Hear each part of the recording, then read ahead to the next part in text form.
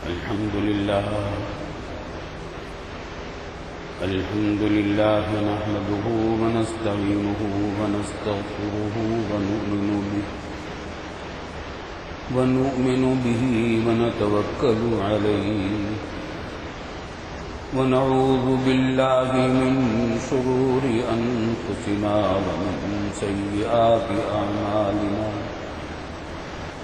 من يهده الله فلا مضل له ومن يضلله فلا هادي له ونشهد أن لا إله إلا الله وحده لا شريك له ونشهد أن سيدنا وسندنا ومولانا محمدا عبده ورسوله صلى الله تعالى عليه وعلى آله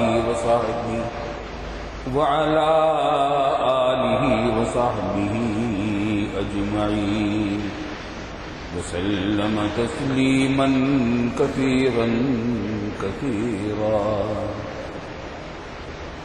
أما بعد فأعوذ بالله من الشيطان الرجيم فمن تاب من بعد ظلمه وأصلح فإن الله يتوب عليه إن الله غفور رحيم.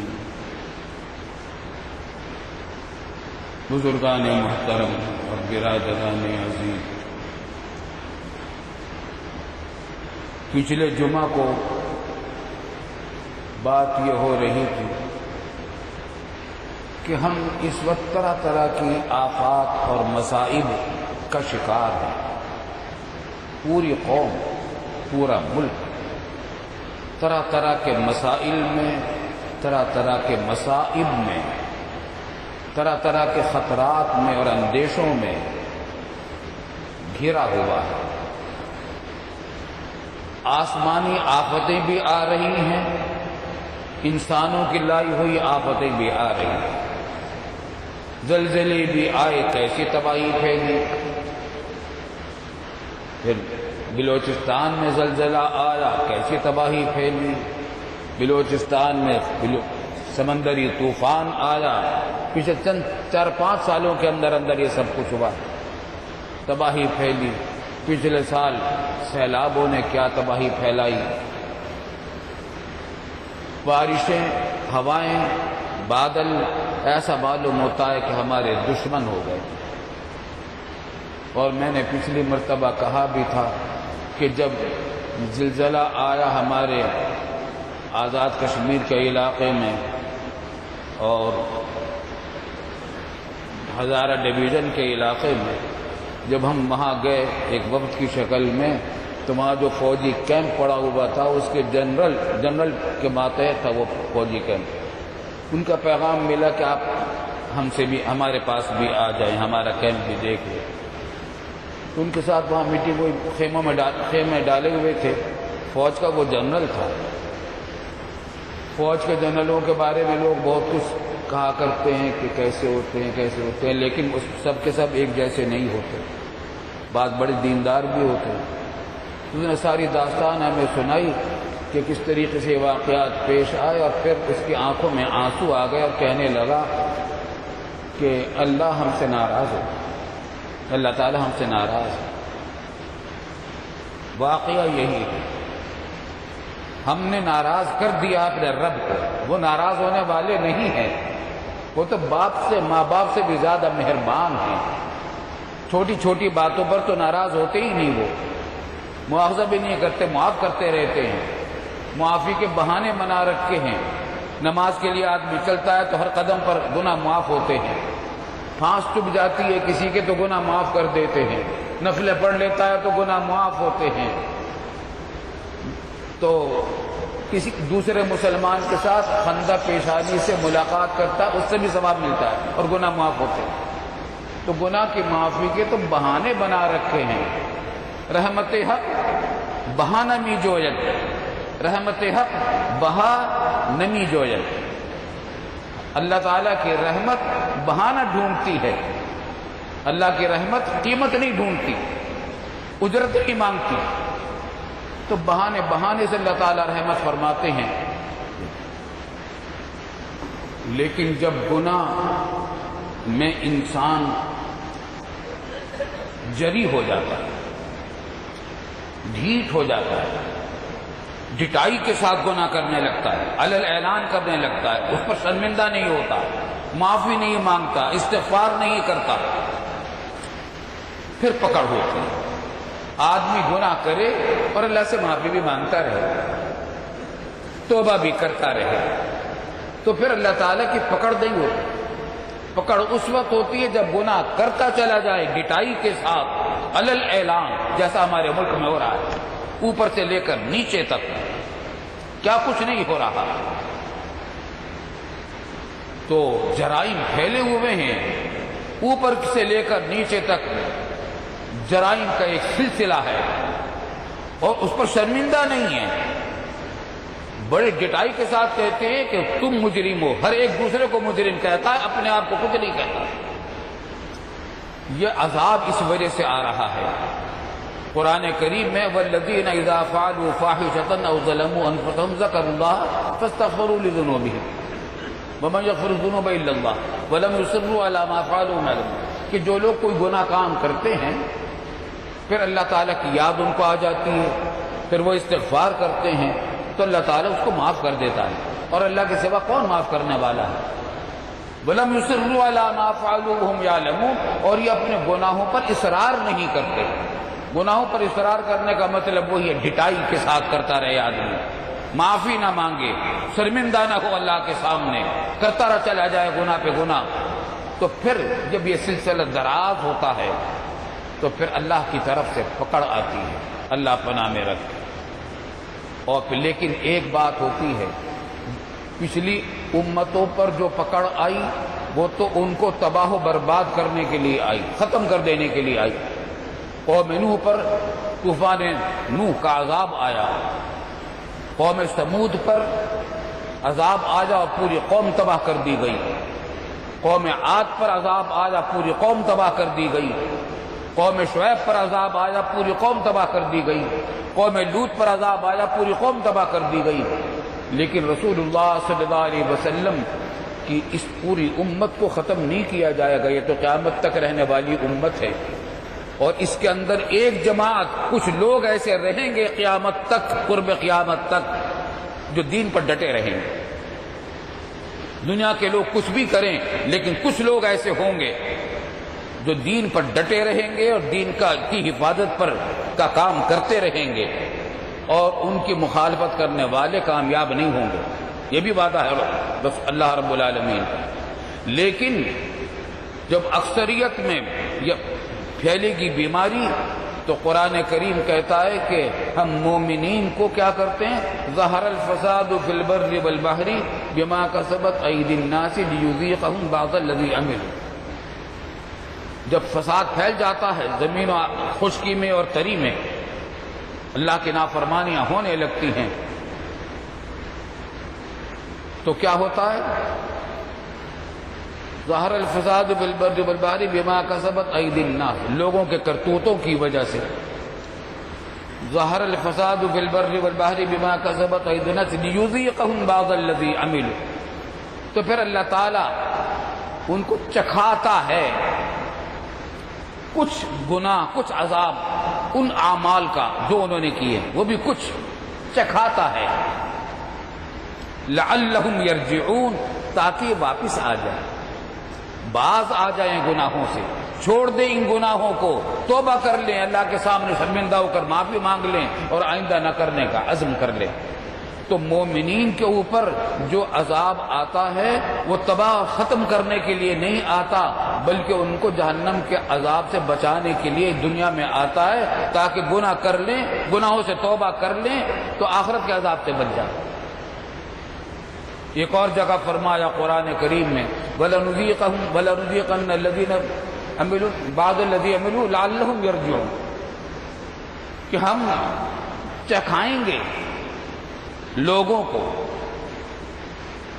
عذاب اس کچھ اعمال کا، کچھ سب کا نہیں، کچھ اعمال کا ادنا درجے کا عذاب چکھائیں گے. بلا نذیقن بعض نملو کیا ہے بلا نذیقن عذاب الادنا دون العذاب الاکبر، عذاب اکبر سے پہلے ادنا درجے کا عذاب چکھائیں گے، آخرت میں عذاب اکبر ہونے والا، اللہ پناہ میں رکھے، اللہ پناہ میں رکھے۔ تو اللہ تعالیٰ مومنین پر یہ انعام فرماتے ہیں کہ دنیا کے اندر ان کو عذاب لاتے ہیں تاکہ توبہ کر لیں اور آخرت کے عذاب سے بچ جائیں۔ لیکن جو بد نصیب اس موقع پر بھی توبہ نہ کریں تو وہ تو دنیا میں بھی عذاب میں رہیں گے اور آخرت میں بھی عذاب رہیں گے، اور ہو سکتا ہے کہ دنیا میں کچھ چھوٹ مل جائے لیکن آخرت میں تو نہیں بچ سکیں گے۔ تو مومنین کو عذاب جو آتا ہے وہ اس واسطے آتا ہے تاکہ وہ توبہ کر لیں، اور توبہ کے دروازے کھلے ہوئے، توبہ کے دروازے کھلے ہوئے ہیں۔ جب تک آدمی نزع کی کیفیت نہیں ہوتی اس وقت تک توبہ کر سکتا ہے۔ ہر آدمی کا توبہ کا دروازہ اس وقت بند ہو جائے گا جب اس کو موت کے فرشتے نظر آنے لگیں۔ اس سے پہلے ہر گناہ سے توبہ کی جا سکتی ہے۔ ہاں، بندوں کے جو حقوق ہیں وہ تو معاف نہیں ہوں گے جب تک بندوں سے معاف نہ کروائیں یا ان کے حقوق ادا نہ کریں۔ اسی واسطے یہ بات یاد رکھنی چاہیے کہ بندوں کے حقوق العباد کا مسئلہ بڑا خطرناک ہے، بڑا خطرناک ہے۔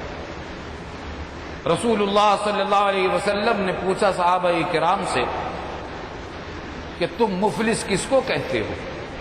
مفلس تم کس کو کہتے ہو؟ صحابہ کرام نے عرض کی کہ یا رسول اللہ ہم مفلس اس کو کہتے ہیں جس کے پاس پیسے نہ ہوں، فقیر ہو۔ فرمایا کہ وہ تو خیر ہے ہی، لیکن اصل مفلس تو وہ ہے جو آخرت میں آئے گا بہت نیکیاں لے کر، نمازیں، روزے، حج، زکوٰۃ، عمرے، تلاوت، دعائیں بہت لے کر آئے گا،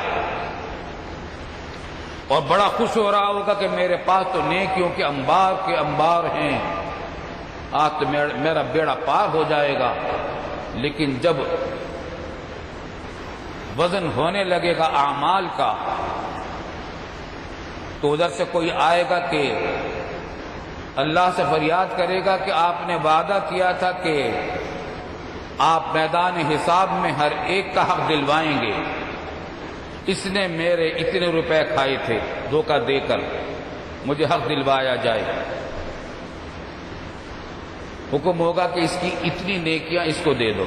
ماں کی کرنسی نیکیاں ہیں، وہاں ڈالر نہیں چلیں گے، روپے کے نوٹ نہیں چلیں گے، درہم و دینار نہیں چلیں گے، وہاں تو نیکیاں ہیں، نیکیوں ہی سے بیڑا پار ہوگا۔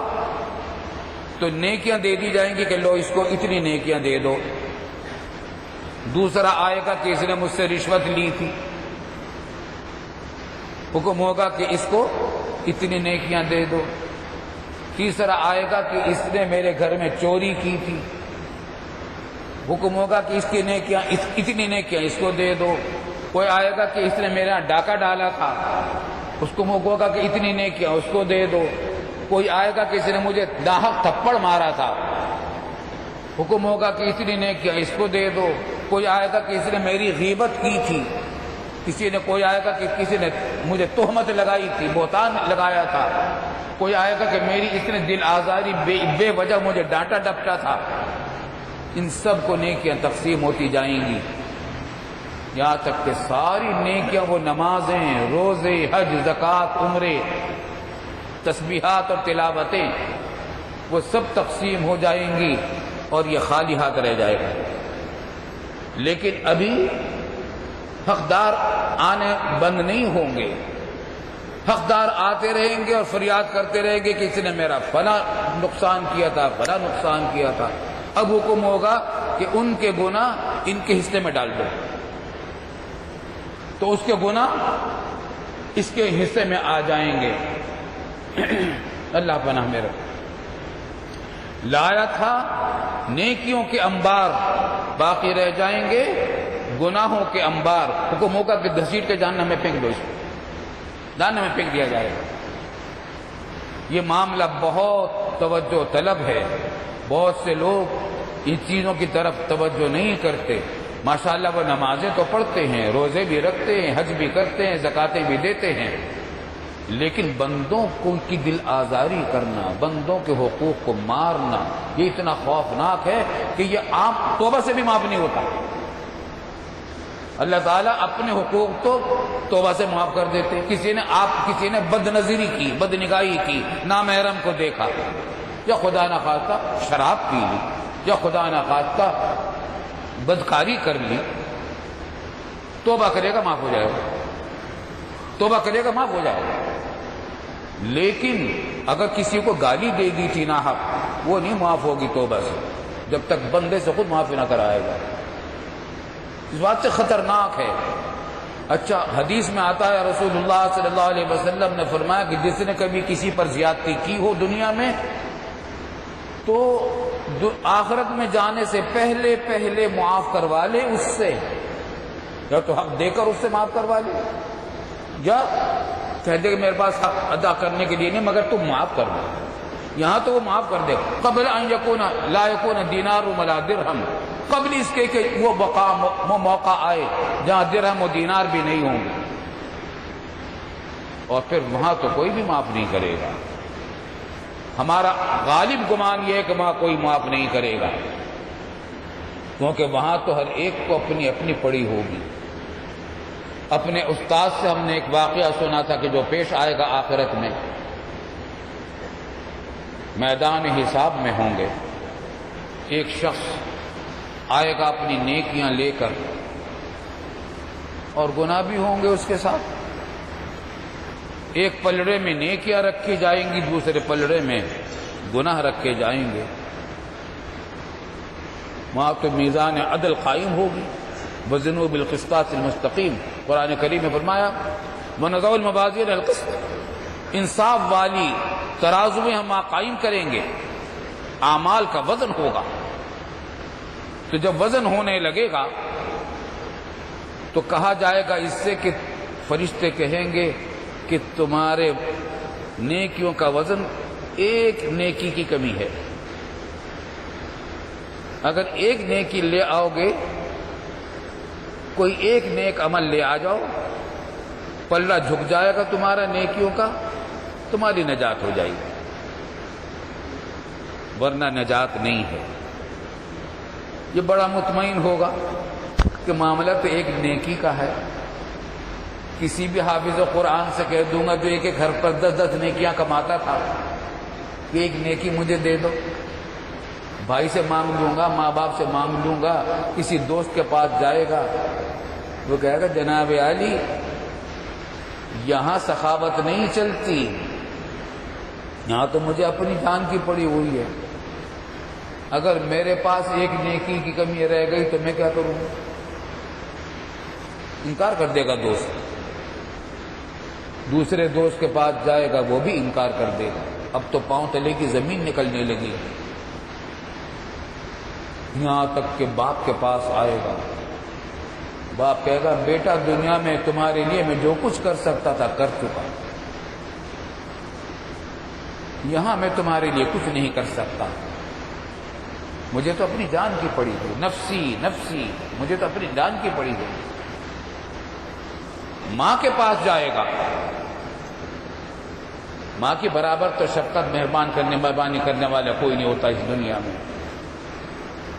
ماں بھی کہے گی کہ بیٹا دنیا میں تیری خاطر میں خود بھوکی رہ کر تجھے کھلایا، خود پیاسے رہ کر تجھے پلایا، خود جاگ کر تجھے سلایا، سب کچھ کیا، لیکن یہاں میں تمہاری کچھ مدد نہیں کر سکتی کیونکہ مجھے اپنی جان کی پڑی ہے، اگر ایک نیکی کی کمی میرے پاس رہ گئی تو میں کیا کروں؟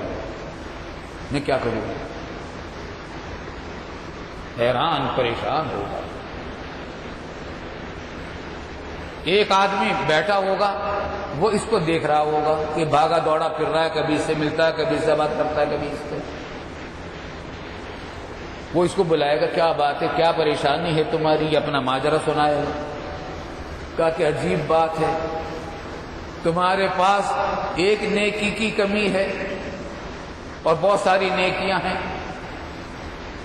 تمہیں وہ ساری نیکیاں نہ بچا سکیں ایک نیکی کی کمی کی وجہ سے۔ میرے پاس نیکی ہی صرف ایک ہے،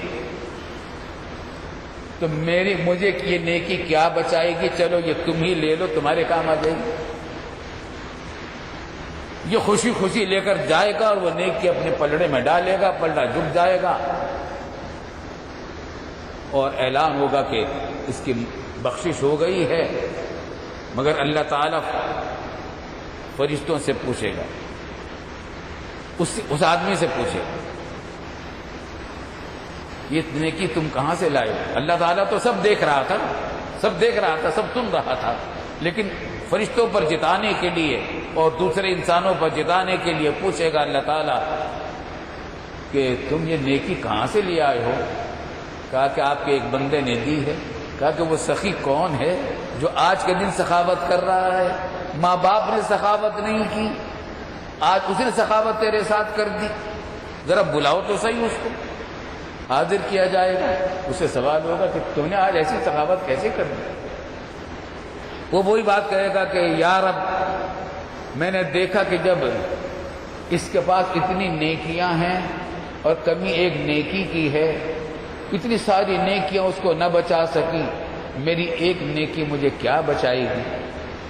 اس بات پہ میں نے اس کو دے دی تاکہ اس کے کام آ جائے۔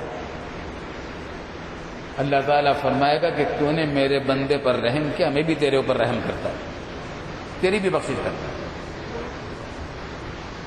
تو اللہ تعالیٰ بہانہ بھی ڈھونڈتا ہے رحمتوں کا اور بخششوں کا، لیکن پکڑتا بھی ہے۔ کس کو پکڑتا ہے؟ ڈھٹائی کرنے والوں کو پکڑتا، ان کو نہیں چھوڑتا۔ جو توبہ نہیں کرتے، اپنے گناہوں پر شرمندہ نہیں ہوتے، استغفار نہیں کرتے، ان کو پکڑا جاتا ہے۔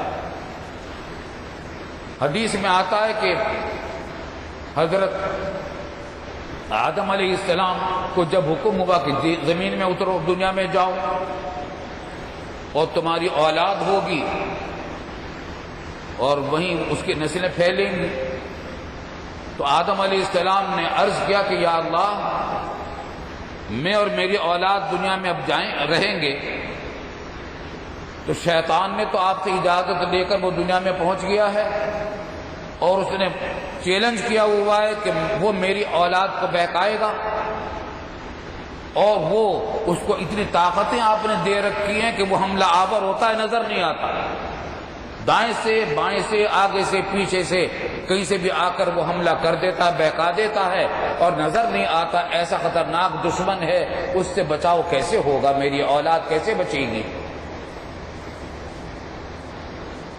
تو اللہ تعالیٰ کی طرف سے ارشاد ہوا کہ ہم تمہیں ایک ہتھیار دیتے ہیں، اپنی اولاد کو وہ دے دو، اس ایک ہتھیار سے شیطان کا ہر حملہ بیکار ہو جائے گا، اور وہ کیا ہے؟ استغفار۔ استغفار کیا کریں، جب بھی کوئی گناہ ہو جائے فوراً استغفار کریں، چھوٹا گناہ ہو جائے بڑا گناہ ہو جائے فوراً استغفار کریں۔ زبان سے کوئی کلمہ نکل گیا ناجائز، یا کسی کی غیبت ہو گئی، غیبت ہو گئی تو اس سے تو معافی مانگنی پڑے گی، لیکن کوئی اور ناجائز کلمہ نکل گیا، فوراً توبہ کرنی، اللہ معاف کر دے، استغفر اللہ۔ بدنگاہی ہو گئی، نامحرم کو بری نیت سے دیکھ لیا، گناہ ہو گیا، معافی مانگ لیں، استغفار کریں، اس کی عادت ڈالیں، جب بھی کوئی گناہ ہو جائے فوراً استغفار کریں۔ جو لوگ گناہوں پر اصرار کرتے ہیں وہ پکڑے جاتے ہیں۔ اصرار کرنے کا مطلب ہی کہ گناہ کرتے جائیں، استغفار نہ کریں۔ اگر جو شخص استغفار کرتا رہے وہ گناہوں پر اصرار کرنے والا نہیں ہے۔ گناہوں پر اصرار کرنے والا وہ ہے جو استغفار نہیں کرتا۔ تو یہ ایک ایسا ہتھیار اللہ نے ہمیں دے رکھا ہے، شیطان کے ہر حملے کا اس سے مقابلہ کیا جا سکتا ہے۔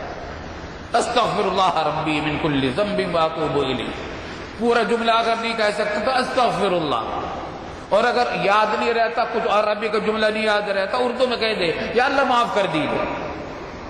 ہمارے مرشد حضرت ڈاکٹر عبدالعلی صاحب عارفی رحمۃ اللہ علیہ فرمایا کرتے تھے کہ میاں اللہ سے معافی مانگنے کے لیے، دعائیں کرنے کے لیے، اپنی حاجتیں مانگنے کے لیے، دنیا کی دین کی، اس کا انتظار نہ کیا کرو کہ باوضو ہوگے تو مانگیں گے، مسجد میں جائیں گے تو مانگیں گے، قبلہ کی طرف منہ کر کے بیٹھیں گے تو مانگیں گے، نہیں۔ بڑی کام کی بات یاد رکھیے، جو میرے مرشد کا بتایا ہوا نسخہ ہے، تیر بہدف ہے، عجیب و غریب ہے، انتہائی آسان ہے۔ فرمایا کہ نہیں، اس کا انتظار نہ کیا کرو، بلکہ یاد رکھیے وہ بات جو میں کہنے والا ہوں، بلکہ اپنے اللہ میاں سے چپ کے باتیں کرتے رہا، چلتے پھرتے اٹھتے بیٹھتے اپنے اللہ میاں سے چپ کے باتیں کرتے رہا کر۔ وہ چپ کے باتیں ہماری کیا ہوں گی؟ یہی ہوں گی، اللہ میرا یہ کام بھی کرا دیجیے، یا اللہ میرا یہ گناہ بھی معاف کر دیجیے، یا اللہ وہ جو خطرہ ہو رہا ہے اس خطرے سے بچا لیجیے۔ تو یہ تو باتیں ہوں گی، اور کیا ہوں گی؟ اور جو شخص یہ کام کرتا رہے، باتیں کرتا رہے نا اپنے رب سے، وہ بخشا جاتا ہے، اس کی پھر اس کی زندگی آسان ہوتی چلی جاتی ہے۔ ہر وقت آدمی یہ محسوس کرتا ہے کہ کسی نے میرے کندھے پر ہاتھ رکھا ہوا ہے، پشت پر ہاتھ رکھا ہوا ہے، تسلی رہتی ہے کہ میں اپنے رب کے ساتھ ہوں، اپنے رب کے ساتھ باتیں کر رہا ہوں۔ چلتے پھرتے اٹھتے بیٹھتے اپنے اللہ میاں سے باتیں کرتے رہو، یہ تو استغفار ہے۔ اور توبہ کیا ہے؟ بعض لوگ توبہ اس کو سمجھتے ہیں کہ زبان سے کہتی ہے اللہ میری توبہ، اس سے توبہ نہیں ہو، اس سے توبہ نہیں ہو۔ صرف توبہ کا لفظ زبان سے کہہ دینے سے توبہ نہیں ہوتا، بلکہ توبہ کی حقیقت یہ ہے کہ تین چیزیں ہیں۔ ایک یہ کہ جو گناہ کیا ہے اس پر اللہ کے سامنے شرمندہ ہو، شراب پی لی خدا نخواستہ، کوئی بدکاری کر لی، کبیرہ گناہ کر لیا خدا نخواستہ، شرمندہ ہو جائے، گناہ ہو گیا، اور فوراً اس گناہ کو چھوڑ دے۔ دو باتیں، فوراً چھوڑ دے اس گناہ کو۔ تیسری بات یہ کہ آئندہ نہ کرنے کا پکا ارادہ کر لے کہ آئندہ نہیں کروں گا۔ جب یہ تینوں چیزیں ہو جائیں گی، شرمندہ ہو کر اس کام کو چھوڑ دے گا اور آئندہ نہ کرنے کا پکا ارادہ کر لے گا، توبہ ہو گئی۔ اور توبہ اب ایسی ہو گئی کہ قبول بھی ہو گئی۔ دوسری دعاؤں کے بارے میں تو یہ وعدہ نہیں کہ ہر دعا قبول ہوگی، لیکن توبہ کے بارے میں قرآن کا وعدہ ہے کہ جو شخص توبہ کرے گا قبول ہوگی، اس میں خطرہ نہیں کہ قبول نہیں ہوگی۔ تین شرطیں پوری کر لیجئے، شرمندہ ہو جائیے، اس کام کو چھوڑ دیجئے، اور آئندہ نہ کرنے کا پکا ارادہ کر لیجئے، توبہ ہو گئی، گناہ معاف ہو گیا۔ حتیٰ کہ کفر اور شرک کی برابر تو کوئی بڑا گناہ نہیں ہے، 70 سال کا کفر اور شرک بھی معاف ہو جاتا ہے توبہ سے، 1 منٹ میں معاف ہو جاتا ہے۔ حکیم الامت حضرت تھانوی رحمۃ اللہ علیہ فرماتے تھے کہ بعض لوگ سمجھتے ہیں کہ ولی اللہ ہونا بہت بڑی بات ہے، کوئی الگ سے کوئی مخلوق ہوتی ہے اللہ کی ولی کی، کوئی الگ سے مخلوق نہیں ہوتی۔ فرماتے تم اگر چاہو تو ابھی اللہ والے بن سکتے ہو، ابھی اللہ کے ولی بن سکتے ہو۔ وہ یہ کہ پکا اپنے گناہوں پر شرمندہ ہو کر اس گناہوں کو چھوڑ بھی دو اور آئندہ نہ کرنے کا پکا عزم کر لو، گناہ معاف ہو گئے۔ جب گناہوں سے پاک ہو گئے تو اللہ کے ولی ہو گئے۔ اللہ کا ولی کس کو کہتے ہیں؟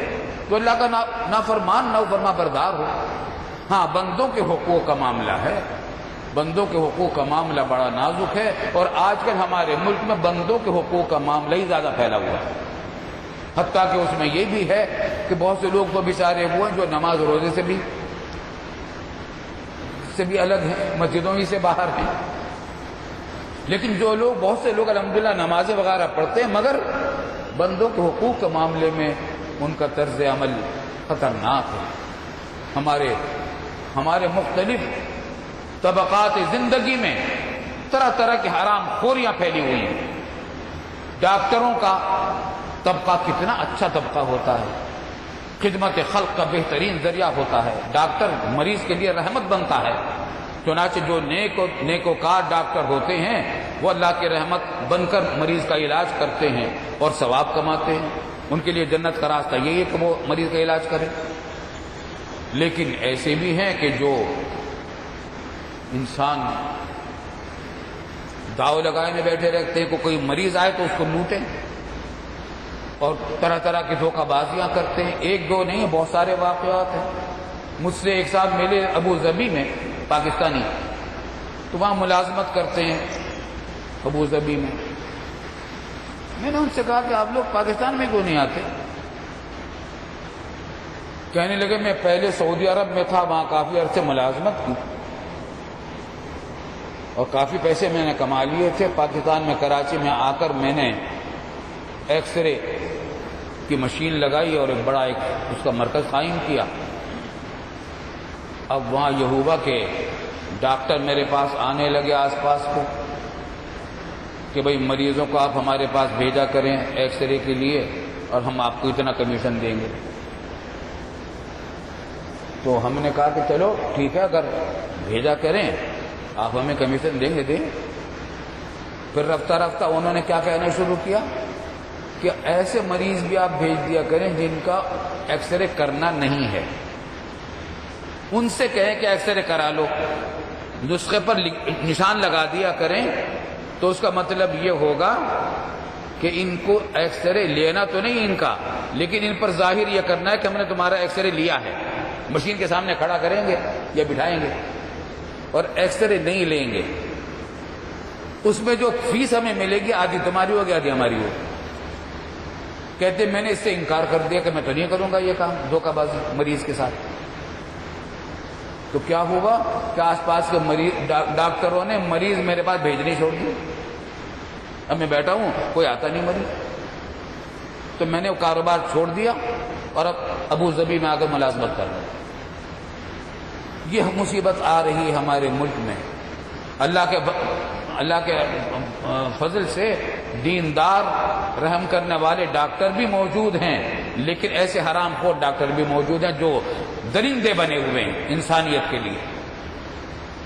تو ہمارے یہاں اس قسم کی دھوکہ بازیاں بے شمار چل رہی. سرکاری دفاتر میں جائیے، رشوت کے بغیر کام نہیں ہوتا، رشوت کے بغیر کام نہیں ہوتا. عدالتوں میں جائیے تو وہاں بھی یہی دھندے ہیں. اور اب تو عدلیہ کا اور حکومت کا ٹکراؤ چل رہا ہے. یہ سب کچھ تباہی کے جانے والے راستے ہیں، تباہی کی طرف لے جانے والے راستے ہیں.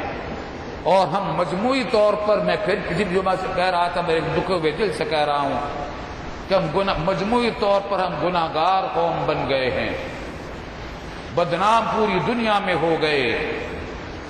پاکستانی کا نام ہے بدماش، چور، ڈاکو، دھوکہ باز.